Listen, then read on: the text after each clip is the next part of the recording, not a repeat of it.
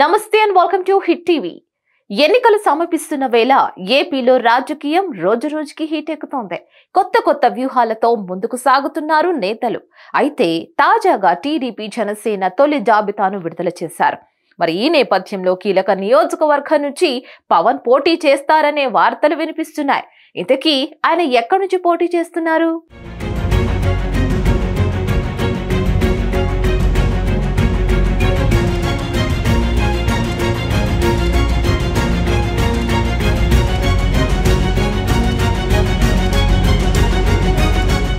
పశ్చిమ గోదావరి జిల్లా భీమవరం నుంచి పవన్ కళ్యాణ్ పోటీ చేస్తారని ప్రచారం అయితే బీభత్సంగా సాగుతోంది.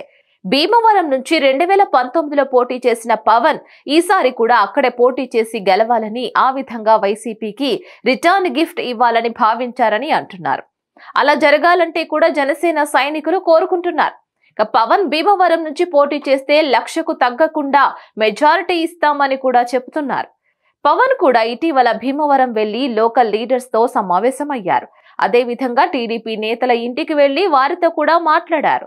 తనకు మద్దతు ఇవ్వాలని కూడా కోరుకున్నారు. ప్రస్తుతం చూసుకున్నట్లయితే ఇప్పుడు భీమవరం విషయంలో పవన్ పోటీ చేయడం లేదని టాక్ నడుస్తోంది. మాజీ ఎమ్మెల్యే రామాంజనేయులుని పిలిచి పోటీ చేయమని పవన్ కోరినట్లుగా ప్రచారం సాగింది. ఇప్పుడు దాన్ని కన్ఫర్మ్ చేశారు రామాంజనేయులు. నన్ను పవన్ పిలిచి మాట్లాడారు అని ఆయన చెప్పారు. భీమవరం నుంచి నేను పోటీ చేస్తానో లేదో చెప్పలేను అంటూ పవన్ అన్నారని రామాంజనేయులు చెప్పడం విశేషం.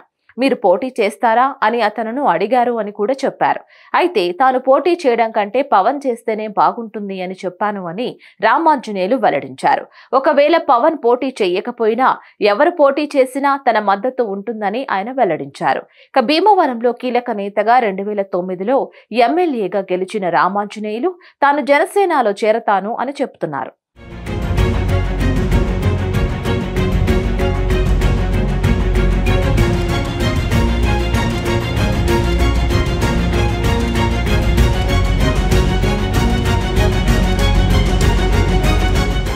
మొత్తానికి భీమవరం పోటీ మీద 2 రోజుల్లో పవన్ తన నిర్ణయాన్ని ప్రకటిస్తారు అని ఆయన చెప్పారు.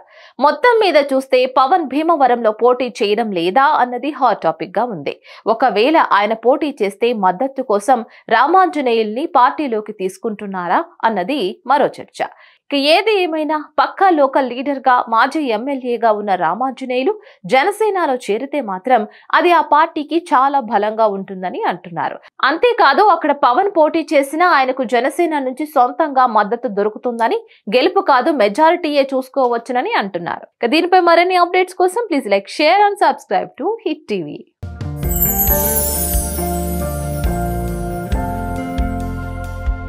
లవ్ ఈ అందమైన 4 అక్షరాల బారిన పడని మనిషి ఉండరు, మనసు ఉండదు. ఈ లవ్ కొంతమంది జీవితానికి సరిపడా మధురమైన అనుభూతులను అందిస్తే, మరికొంతమందికి జీవితాంతం వెంటాడే చేదు జ్ఞాపకాలను మిగిల్స్తుంది. లైలా మజ్ను, పార్వతీ దేవదాస్ ఈ 2 కథల్లో మజ్ను లైలా ప్రేమ కోసం ఎంత పరితపించాడో విన్నాం. దేవదాస్ పార్వతి ప్రేమ కోసం ఎంత పిచ్చోడయ్యాడో చూసాం. కానీ లైలా మజ్ను ప్రేమ కోసం ఎంత ఆరాటపడిందో మనం ఆలోచించలేదు. దేవదాసు దూరమయ్యాక పార్వతి పరిస్థితి ఏంటో మనం అర్థం చేసుకోలేదు. ప్రేమ నుండి పెళ్లి వరకు వెళ్ళలేకపోయినా ఎంతో మంది అమ్మాయిల బ్రేకప్ స్టోరీస్తో మీ లవ్ టుడే.